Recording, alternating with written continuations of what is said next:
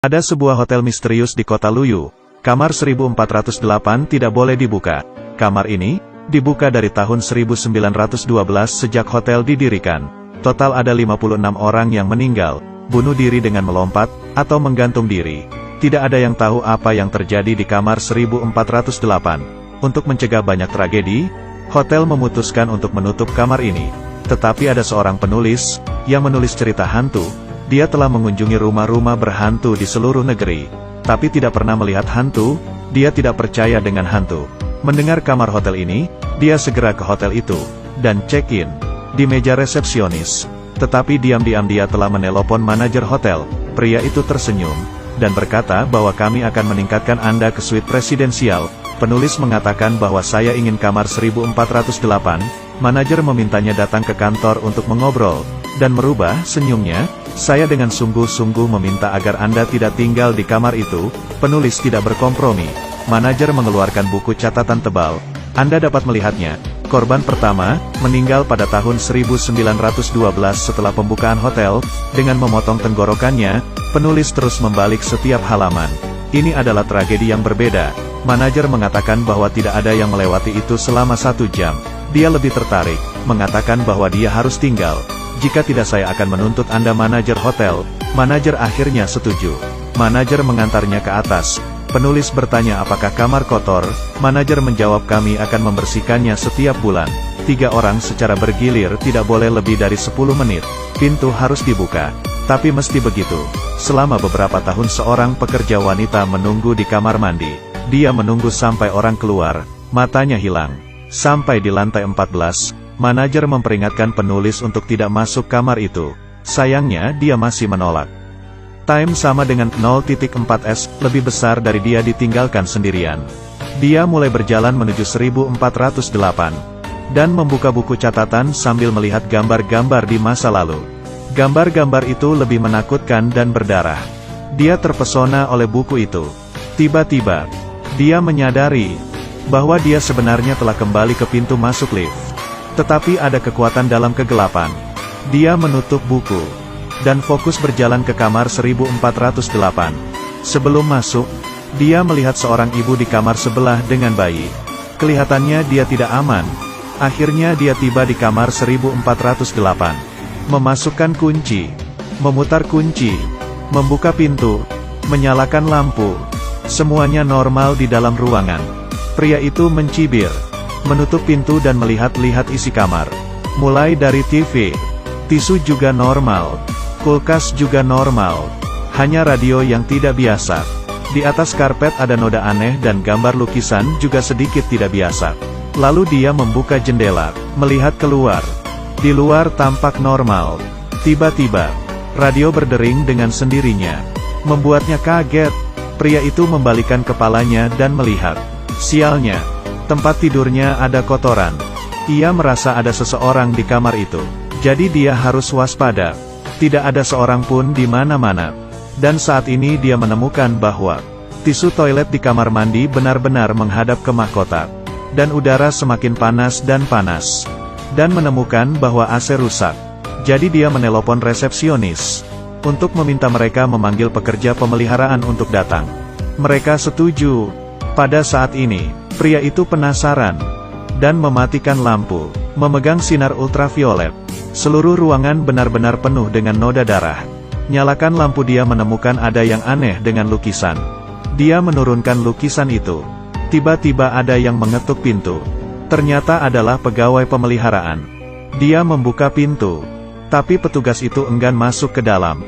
Dia bilang, saya akan mengajari Anda caranya. Pria itu akhirnya memperbaiki AC sesuai dengan instruksinya. Kemudian dia berbalik, petugas pemeliharaan menghilang. Dia menutup pintu. Tiba-tiba menemukan bahwa dia tidak dapat mendengarnya. Mencoba mendengar suara di luar jendela, telinganya benar-benar tidak dapat mendengar suara. Saat dia kembali, tiba-tiba jendela tertutup sendiri. Tangannya terjepit. Dia menjerit kesakitan dan mencoba melepas jarinya. Tangannya mulai berdarah. Dia pergi ke kamar mandi, menghidupkan keran untuk membasuh jarinya. Tiba-tiba air keran menjadi panas. Dia ketakutan, pergi keluar, menelpon resepsionis. Dia mengatakan saya ingin ganti kamar. Tetapi mereka tidak menjawab pertanyaan itu. Dia mulai berkomentar dengan pelayanan hotel itu. Dia marah, tetapi pihak lain mengatakan bahwa sikap ini tidak baik. Kemudian telepon menjadi rusak. Pria itu benar-benar takut. Dia mencoba membuka pintu tapi tidak berhasil, kunci tidak berhasil. Dia menggedor-gedor pintu itu, dia mencoba mengintip keluar, ada sebuah mata yang menatapnya. Dia cepat menjauhi pintu itu, menghampiri jendela kamar, mengeluarkan badannya, berteriak minta tolong. Tiba-tiba dia melihat, di seberang kamar ada satu kamar menyala. Di dalamnya ada seorang pria, dia mencoba memanggilnya. Orang itu sepertinya melihatnya, perlahan berdiri. Pria itu melambaikan tangannya, untuk meminta bantuan. Dia mengatakan ada yang tidak beres, orang di seberang mengikutinya. Melihat tindakannya dia sadar, dia menyadari bahwa dia tidak meniru dia, tapi mengikutinya. Lalu dia mengambil lampu dari sisi dan mengambilnya. Orang di seberang juga sama.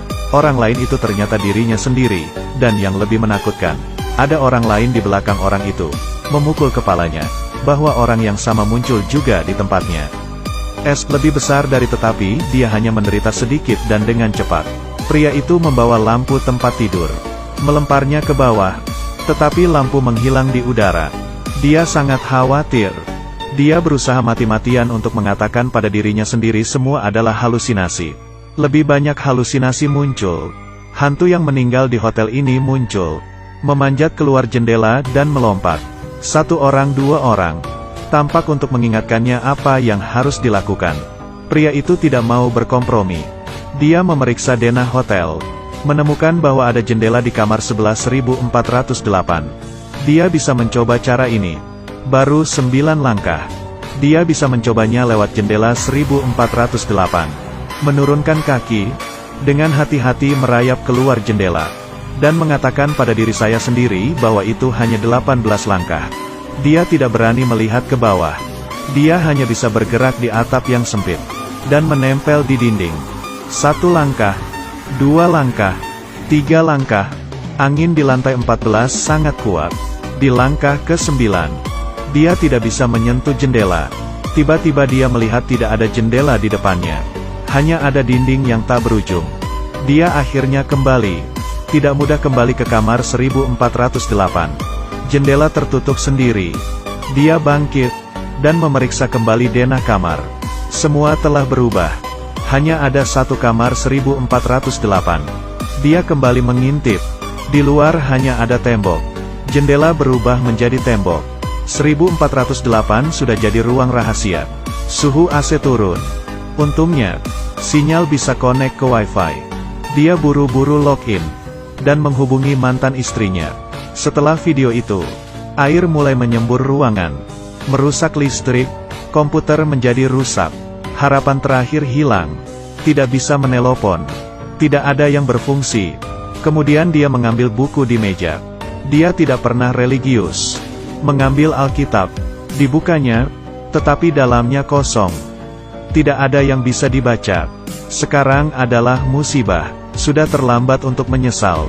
Sayangnya, segera ruangan menjadi dingin dan mulai membeku. Kamar hotel membeku. Suhu AC sampai minus. Dia memakai selimut, meminum alkohol, membakar barang. Tiba-tiba, komputer menyala. Dia merangkak mendekati komputer.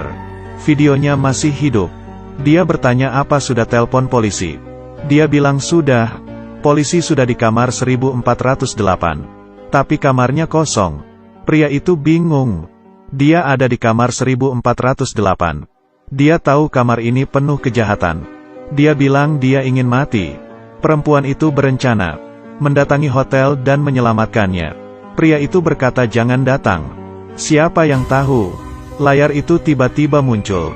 Cepat datang, aku di kamar 1408. Anda menyelinap masuk. Pria itu mencoba menahannya. Tapi wanita itu tidak bisa mendengar suaranya. Pria itu menatapnya di layar. Pria itu tersenyum padanya. Tiba-tiba, ruangan mulai runtuh. Dinding mulai bergerak. Teriakan minta tolong kru juga mendengar satu demi satu. Di dalam kamar air terus turun. Pria itu bangkit, memukul lukisan. Air mengalir keluar dari lukisan, dan membanjiri ruangan. Pria itu berangsur-angsur kehilangan kesadaran. Akhirnya dia tersadar. Dia ada di rumah sakit. Semua orang sangat gembira. Pria itu merasa tenang. Segala sesuatu tentang 1408 hanyalah mimpi buruk. Pernahkah mereka mendengar tentang hotel itu? Perempuan itu menjawab tidak. Jadi itu hanya mimpi. Kehidupan pria yang kembali ke jalurnya. Dia mengesampingkan kematian putrinya. Mengambil inisiatif untuk kembali dengan mantan istrinya. Pengalaman 1408 ditulisnya menjadi sebuah buku. Dia membawanya ke penerbit. Di kantor pos. Tiba-tiba dia menemukan bahwa petugas kantor pos adalah petugas hotel. Kemudian terjadi hal yang luar biasa. Semua orang di kantor pos sibuk menghancurkan tembok. Ada tulisan di dinding. Ini adalah kamar 1408. Ternyata, semua orang tidak pernah meninggalkan ruangan. Saat ini, ruangan telah menjadi reruntuhan yang terbakar. Putrinya yang sudah meninggal muncul. Dia meneteskan air mata dan memeluknya erat. Tidak lama, putrinya kembali mati. Pria itu tidak bisa terima. Kenapa putrinya harus mati 2 kali? Pria itu menghancurkan barang-barang di ruangan yang begitu kejam. Kemudian, penghitung waktu berakhir. Dia bertahan selama 1 jam. Kamar itu kembali seperti semula. Telepon berdering. Pria itu mengangkatnya. Ada suara di telepon. Berkata, bahwa jam ini akan memulai kembali putaran tak terbatas. Tapi Anda juga bisa memilih layanan check-out kilat. Melihat sebuah tali yang diikat. Membujuknya untuk bunuh diri. Suara di telepon juga. Mengatakan istrinya akan datang dalam 5 menit. Pria itu marah. Bahkan jika dia meninggal, dia akan merusak ruangan ini. Pria menghabiskan seluruh hidupnya melarikan diri. Setelah anak perempuannya meninggal, dia melarikan diri dari kenyataan. Ayahnya sudah tua di panti jompo. Dia membakar kamar, dan berniat membakar dirinya. Di lantai bawah, staf hotel semua diusir karena kebakaran. Mereka melihat api berasal dari kamar 1408. Membakar abis. Dia di atas bertekad. Dia menggunakannya botol memecahkan jendela. Kamar meledak. Semua habis di dalam 1408. Tidak ada lagi tragedi. Di dalam kamar 1408. Dia akan menjadi yang terakhir. Tetapi, kamar 1408 bukanlah kamar hotel biasa. Kamar hotel sebenarnya melambangkan hati seseorang. Tidak ada yang berani menghadapinya. Hanya ingin melarikan diri. Gemetar. Tetapi seringkali yang kesepian akan kalah. Jadi tolong jangan tinggalkan orang yang kamu cintai yang mencintaimu. Dengan mereka, kamu akan menjadi lebih kuat.